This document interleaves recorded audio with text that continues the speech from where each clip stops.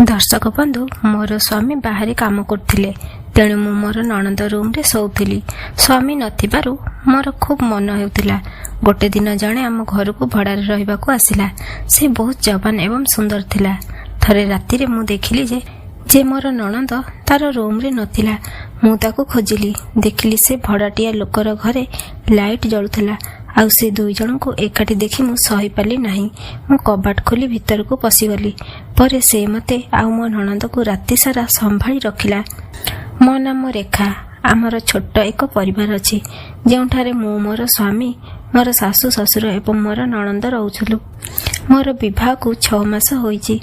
मोर स्वामी मुंबई रे कपड़ा कारखाना रे काम करुथांती एवं से मासको केवल 2-3 थर घर को आसंती। आमर घर बहुत बड़ जेउठारे 3-4टी रूम खाली रहे। से रूम रे आमे फालतू सामान रखि थाउ। से गुड़िक अधिक व्यवहार हुए नहीं। मो अधिकांश समय मोर नणंद सहित काटुथिली। आउ से मो सहित सोउथिला, कारण मु पूर्वरु कहिथिली मोर स्वामी मासको केवल 2 थर आसंती। तेणु मोर नणंद मो सहित सोउथिला एवं मोर सासु ससुर तांको रूम रे सोउथिले। तांकर रूम आम रूम रो ठीक पाखरे थिला। मोर सासु ससुरंको बयस 40-45 वर्ष मध्यरे थिला, किंतु सेमाने एबे मध्य जवान लागुथिले। गोटिए राति रे मु बाथरूम जिबा पई उठिली। सेतेबेले राति 12टा बाजिथिला। मोर नणंद तो गभीर निदरे सोईथिला। से किछि जानि नथिला। जेपरि मु बाथरूम करबाकू उठिली, मोर सासु ससुरंको रूम रु भिन्न भिन्न प्रकारर शब्द आसुथिला। जेतेबेले मु ध्यान रे सुनिली, से शब्द गुड़िक सेही प्रकारर थिला। मोर सासु ससुरंको रूम रो कबाटरे गोटिए छोटिया कणा थिला। मु से कणा द्वारा देखिली तांको रूम रो लाइट मध्य जळुथिला। मु देखिली जे मो ससुर एवं मोर सासु एकाठी थिले। सेमानंकु देखि मते अजब लागिला। से समय रे मते अनुभव हैला जे गोटिए नारी पई स्वामींकर काहेकि निहाती आवश्यकता हुए। से कथा गोटे नारी ही केवल राति रे एहा बुझी पारे जे से गोटिए पुरुषर आवश्यकता केते। मु बाथरूम गली। आउ किछि समय परे फेरिली। देखिली जे तांको रूम रो लाइट एबे मध्य जळुथिला। परे मु मोर रूम को जाई भाबुथिली, मोर ससुरंक भितरे एते शक्ति केउंटु आसीची। एई बयस रे लोक माने भल भाबे चाली मध्य पारु नाहंती, किंतु सेमाने पूरा शक्ति देखाउथिले। सखाळे जेतेबेले आमे खाई सारी बसिथिलु, सेतेबेले आम कबाट घंटी बाजिला। मोर सासु कबाट खोलिले। आमर पड़ोसी गोटे 22 वर्षर पिला सहित छिड़ा होइथिले। आमर पड़ोसी कहले, एई पिला कॉलेज रे पढुची, आउ ताकू रहिबाकू गोटे घर आवश्यक। तुम पाखरे एबे 2-3टी खाली घर अछि। जदि एई पिला को गोटे रूम दियंती भल हेबो। मोर सासु कहले, रूम आम पाखरे 3टा खाली अछि, किंतु सेथिरे सामान रखा जाइछि। आमर पड़ोसी कहले, किछि असुविधा नाही, मु एई पिला को रूम देखाई देउछि। जेतेबेले मु से पिला को देखिली, से बहुत सुंदर थिला। सेमानंक शरीर आकार भी खूब सुंदर थिला। से मते केमिति गोटे दृष्टि रे देखुथिला। मु सासुंकु कहली, माँ किछि कथा नाही, तुमे एई रूम को ताकू रहिबाकू दियंतु। से गुड़िक खाली पड़िछि, आउ आमको मासकू मास भड़ा मिलिबो। मोर सासु राजी हेले एवं कहले, ठीक अछि। आउ से पिला आम घरे भड़ा रहिबाकू आरंभ कला।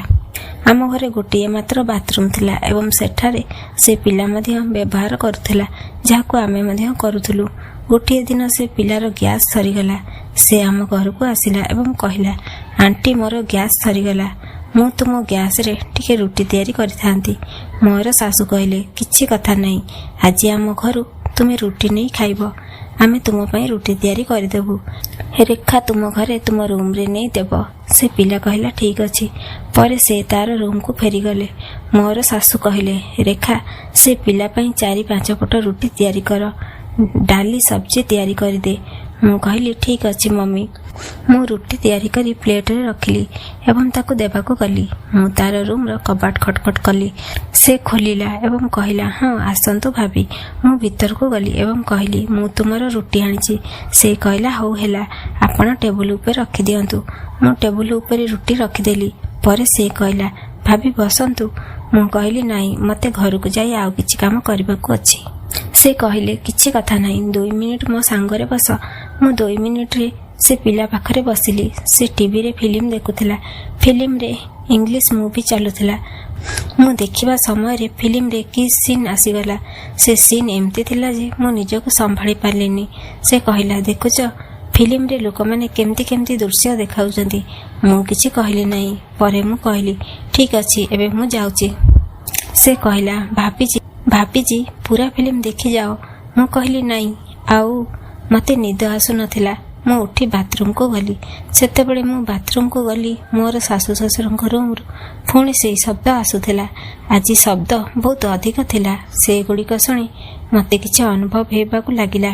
ମୁଁ ବାଥରୁମ କରି ଫେରିଲା ବେଳକୁ ମୁଁ ଦେଖିଲି ଯେ ସାହିଲଙ୍କ ଘରର ଲାଇଟ୍ ଜଳୁଥିଲା। ମୁଁ ଭାବିଲି ରାତି 12ଟା, ସାହିଲ ରୁମ୍ର ଲାଇଟ୍ କାହିଁକି ଜଳୁଛି? ମୁଁ ଭାବିଲି ଯାଇ ଦେଖିବା। ଯେତେବେଳେ ମୁଁ ସେମାନଙ୍କ ରୁମ୍ରେ ପହଞ୍ଚିଲି, ସେ ଦେଖୁଥିଲେ ତାଙ୍କ ମୋବାଇଲରେ ସେଇ ଫିଲ୍ମ। ସେ ଅଧିକ ସାଉଣ୍ଡ ଦେଇ ଦେଖୁଥିଲେ। ମୋତେ ନିଦ ଆସୁନଥିଲା। ସେଇ କାରଣରୁ ମୁଁ ଦେଖିଲି ଯେ ତୁମ ଘରର ଲାଇଟ୍ ଜଳୁଛି। ପରେ ସେ କହିଲେ, ଆସ ବସିଯାଆନ୍ତୁ, ବାବୁଜୀ, ମୋତେ ନିଦ ଆସୁନାହିଁ। ସେତେବେଳେ ମୁଁ ସେ ପିଲା ପାଖରେ ବସିଗଲି। ମୁଁ ତା ପାଖରେ ବସିଲା ପରେ ସେ ଫିଲ୍ମ ବନ୍ଦ କଲା ନାହିଁ। ସେ ତା ଫୋନ୍ ଆଗ ଭଳି ଚାଲୁ ରଖିଥିଲା। ମୋର ଦୃଷ୍ଟି ତା ଫୋନ୍ ଉପରେ ପଡ଼ିଲା ଏବଂ ମୋତେ କିଛି ଅନୁଭବ ହେବାକୁ ଲାଗିଲା। ମୁଁ ଚୁପ୍କି ତା ଫୋନ୍ ଦେଖିଲି ଏବଂ ଫିଲ୍ମ ଦେଖିବାକୁ ଲାଗିଲି। ସାହିଲକୁ ଜଣାପଡ଼ିଲା ଯେ ମୁଁ ଚୁପ୍କି ଫିଲ୍ମ ଦେଖୁଛି। ସେ ଫୋନ୍ ଉଠାଇଲା ଆଉ କହିଲା, ଭାବି, ଦେଖିବାକୁ ଚାହୁଁଛ ଫିଲ୍ମ? ମୁଁ କହିଲି, ନାହିଁ। ସେ କହିଲା, ଦେଖନ୍ତୁ ଭାବିଛି, କ'ଣ ହେଲା? ଦେଖିଲେ କିଛି ହେବ ନାହିଁ। ମୁଁ କହିଲି, ତୁମେ ତ ମୋ ଫିଲ୍ମ ଦେଖ। ତାପରେ ମୁଁ ସେଇ ଫିଲ୍ମ ଦେଖିଲି। ସାହିଲ କହିଲେ, ଭାବି, ଏମିତି କରିବା, ଆମେ ଦୁହେଁ ଏକାଠି ଦେଖିବା। ମୁଁ କିଛି କହିଲି ନାହିଁ। ପରେ ଆମେ ଦୁହେଁ ଏକାଠି ଫିଲ୍ମ ଦେଖିଲୁ। ପରେ ସେ ଏମିତି କିଛି କଲା ଯାହାକୁ ମୁଁ ବହୁତ ଦିନ ଧରି ଆଶା କରୁଥିଲି। ଶ୍ୱଶୁର ଓ ଶାଶୁଙ୍କୁ ଦେଖି ମୁଁ ପୂର୍ବରୁ ହିଁ ପାଗଳ ହୋଇଥିଲି। ଏହି କାରଣରୁ ମୁଁ ସାହିଲଙ୍କୁ କହିଲି, ଆଉ ଡେରି କରନି। କିଛି ସମୟ ପରେ ସାହିଲ କହିଲେ, ଭାବି, ଏବେ ତୁମେ ଯାଅ, ଆଜି ପାଇଁ ମଜା ହୋଇଗଲା। ମୁଁ କହିଲି, ମୋତେ ବି ମଜା ଆସିଲା। ମୁଁ ଚୁପ୍କି ସେମାନଙ୍କ ରୁମ୍ରୁ ବାହାରି ଆସିଲି। ପ୍ରଥମେ ଦେଖିଲି ଯେ କେହି ଚେହିଁ ନାହାନ୍ତି ତ, ଏବଂ ପରେ ଶୀଘ୍ର ମୋ ରୁମ୍କୁ ଯାଇ ଶୋଇପଡ଼ିଲି। ମୋତେ ନିଦ ଆସିଲା, ଯାହା ମୋତେ କେବେ ଆସୁନଥିଲା। ଏବେ ମୁଁ ପ୍ରତି ରାତି ସାହିଲଙ୍କ ପାଖକୁ ଯାଉଥିଲି। ଯେତେବେଳେ ମୁଁ ସାହିଲଙ୍କ ପାଖକୁ ଯାଉଥିଲି, ମୋର ଶ୍ୱଶୁର ପ୍ରତି ରାତି 12ଟାରେ କିଛି ଖେଳ କରିବାକୁ ଲାଗୁଥିଲେ। ତାଙ୍କୁ ଦେଖି ମୋ ଭିତରେ ଅଧିକ ମନ ହେବାକୁ ଲାଗିଲା। ମୋର ଶ୍ୱଶୁର ମୋ ଭିତରେ ସେ ଇଚ୍ଛା ବଢ଼ାଇଥିଲେ। ଯଦି ମୁଁ ତାଙ୍କୁ ନ ଦେଖିଥାନ୍ତି, ତେବେ ମୋ ଭିତରେ ସେ ଅନୁଭବ ହୋଇନଥାନ୍ତା। ଗୋଟେ ରାତିରେ ଯେତେବେଳେ ମୁଁ ସାହିଲଙ୍କ ରୁମ୍କୁ ବାହାରିଲି, ମୁଁ ଭାବିଲି ସେମାନେ ସବୁ ଶୋଇଯାଇଛନ୍ତି।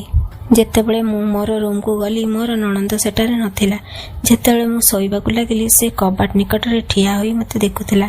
ମୁଁ ତାକୁ ପଚାରିଲି, ପ୍ରୀତି, କ'ଣ ହେଲା? ସେ ସିଧାସଳଖ ମୋ ନିକଟକୁ ଆସି କହିଲା, ଭାବି, ଆଜି ମୁଁ ତୁମକୁ ଯାହା ସହିତ ଦେଖିଲି। ମୁଁ କହିଲି, କ'ଣ ହେଲା? ସେ କହିଲା, ତୁମେ ସେ ଭଡ଼ାଟିଆ ପାଖକୁ କାହିଁକି ଯାଇଥିଲ? ମୁଁ କହିଲି, କିଛି ନାହିଁ, ତାଙ୍କ ଲାଇଟ୍ ଜଳୁଥିଲା, ସେଥିପାଇଁ ଦେଖିବାକୁ ଗଲି। ସେ କହିଲା, ଭାବି, ମିଛ କୁହନି, ମୁଁ ଦେଖିଛି, ତୁମେ ତାଙ୍କ ସହିତ ଥିଲ। ମୁଁ ଚୁପ୍ ହୋଇଗଲି ଏବଂ ମୋ ମୁଣ୍ଡ ନୁଆଁଇ ଦେଲି। ମୁଁ କହିଲି, ଦେଖ ପ୍ରୀତି, ତୁ ଜାଣିଛୁ ତୋ ଭାଇ ବାହାରେ ରହିବା ଅନେକ ଦିନ ହୋଇଗଲାଣି ଏବଂ ସେ ମାସକୁ 2 ଥର ହିଁ ଆସୁଛନ୍ତି। 2 ମାସ ହୋଇଗଲା ସେ ମୋ ପାଖକୁ ଆସିନାହାନ୍ତି। ଏହା କେବଳ ମୁଁ ଜାଣିଛି ମୁଁ କେମିତି ରହୁଛି। ପ୍ରୀତି କହିଲେ, କିନ୍ତୁ ଭାବି, ଏସବୁ ଭୁଲ ଅଟେ। ଯେତେବେଳେ ଭାଇ ଏହା ଜାଣିବେ, ତାପରେ ତୁମର କ'ଣ ହେବ? ମୁଁ କହିଲି, ତୁମେ ତାକୁ କହିବ ନାହିଁ ଆଉ ମୁଁ ବି କହିବି ନାହିଁ। ତେବେ ସେ କେମିତି ଜାଣିବ? ତାପରେ ମୋ ନଣନ୍ଦ କହିଲା, ତୁମେ ଯାହା କରୁଛ କର, ମୋର କିଛି କହିବାର ନାହିଁ। ପରେ ସେ ବିଛଣାରେ ଆସି ଶୋଇଗଲା। ଗୋଟେ ରାତିରେ ଯେତେବେଳେ ମୁଁ ବାଥରୁମକୁ ଗଲି, ମୋତେ ଭଲ ଲାଗୁନଥିଲା, କାରଣ ମୋର ମାସିକ ଆସିଯାଇଥିଲା। ଏବେ 5 ଦିନ ପର୍ଯ୍ୟନ୍ତ ମୁଁ ସାଇଲିଙ୍କ ପାଖକୁ ଯାଇପାରିବି ନାହିଁ। ଯେତେବେଳେ ମୁଁ ଉଠିଲି, ପ୍ରୀତି ତା ବିଛଣାରେ ନଥିଲା। ମୁଁ ଭାବିଲି ସେ କେଉଁଠିକି ଯାଇଥିବ। ମୁଁ ବାଥରୁମ ଗଲି, କିନ୍ତୁ ସେ ସେଠାରେ ମଧ୍ୟ ନଥିଲା। ତାପରେ ମୋର ମନ ଆସିଲା, ସେ ସାଇଲିଙ୍କ ପାଖକୁ ଯାଇଥିବ କି? ଯେତେବେଳେ ମୁଁ ସାଇଲିଙ୍କ ରୁମ୍କୁ ଗଲି, ମୁଁ ଦେଖିଲି ସାହିଲ ପ୍ରୀତି ସହ ଥିଲା। ଏହା ଦେଖି ମୁଁ ଆଶ୍ଚର୍ଯ୍ୟ ହୋଇଗଲି ଏବଂ ତୁରନ୍ତ ମୋର ରୁମ୍କୁ ଆସିଗଲି। ମୁଁ ଶୋଇବାର ନାଟକ କରୁଥିଲି। ଯେତେବେଳେ ପ୍ରୀତି ରୁମ୍କୁ ଆସିଲା, ସେ କହିଲା, ଭାବି, ଏଇ କଥା ଆମ ମଧ୍ୟରେ ରହିବା ଉଚିତ। ମୁଁ ଭାଇଙ୍କୁ କହିବି ନାହିଁ, ତୁମେ ମଧ୍ୟ ମୋ କଥା କାହାରିକୁ କହିବ ନାହିଁ। ମୁଁ କହିଲି, ଠିକ୍ ଅଛି। ତାପରେ ଆମେ 2 ଜଣ ମିଶି ସାହିଲଙ୍କ ପାଖକୁ ଯିବାକୁ ଲାଗିଲୁ। ସାହିଲର ଆଙ୍ଗୁଠି ଏବେ ପୁରା ଘିଅରେ ବୁଡ଼ିକି ଥିଲା। ସେ ତ ଆନନ୍ଦ ଉପଭୋଗ କରୁଥିଲା। ଏବେ ସେ ଏଠାରୁ ଯିବାକୁ ମନ କରୁନଥିଲା। ପୂର୍ବରୁ ସେ ନିଜ ଘରକୁ ଚାଲି ଯାଉଥିଲା, କିନ୍ତୁ ଏବେ ସେ ଘରକୁ ଯାଉନଥିଲା। ସେ ଏଠି ରହୁଥିଲା ଏବଂ ଆମ 3 ଜଣଙ୍କ ସାଙ୍ଗରେ ସମୟ ଅତିବାହିତ କରୁଥିଲା। ପ୍ରୀତି ରାତି 11ଟାରେ ସାଇଲିଙ୍କ ପାଖକୁ ଯାଉଥିଲା ଏବଂ ମୁଁ 2ଟାରେ ଯାଉଥିଲି। ଏଇଭଳି ଆମେ 3 ଜଣ ସମାନ ଭାବେ ଆନନ୍ଦ ଉପଭୋଗ କରୁଥିଲୁ। ଆମେ 3 ଜଣ ଆନନ୍ଦ ଅନୁଭବ କରୁଥିଲୁ। ବନ୍ଧୁମାନେ, ଏହା ଥିଲା ଆଜିର ଆମର ଛୋଟ କାହାଣୀ। କାହାଣୀ କିପରି ଲାଗିଲା କମେଣ୍ଟ କରି ନିଶ୍ଚୟ ଭାବରେ କହିବେ। ବନ୍ଧୁମାନେ, ଏଇଭଳି କାହାଣୀ ଶୁଣିବାକୁ ଚ୍ୟାନେଲକୁ ସବସ୍କ୍ରାଇବ୍ କରନ୍ତୁ। ତାପରେ ନୂଆ ବିଷୟ ସହିତ ଆମେ ପୁଣି ଦେଖାହେବ। ଧନ୍ୟବାଦ।